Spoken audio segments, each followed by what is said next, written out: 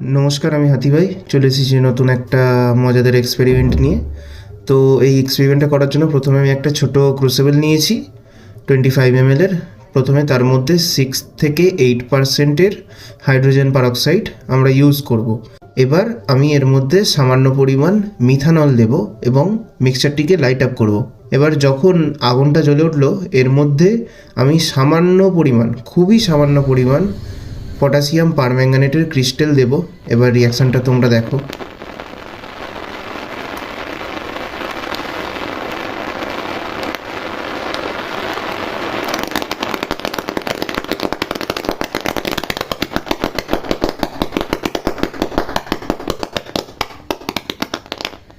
এই কনসেপ্টের ওপর বেস করেই কিন্তু সব গাড়ি তৈরি হয়। এটা নিয়ে পরে এক্সপ্লেনেশনের ভিডিও আসবে, আর এরকম মজাদার ভিডিওর জন্য এখনই আমার চ্যানেলটিকে সাবস্ক্রাইব করো।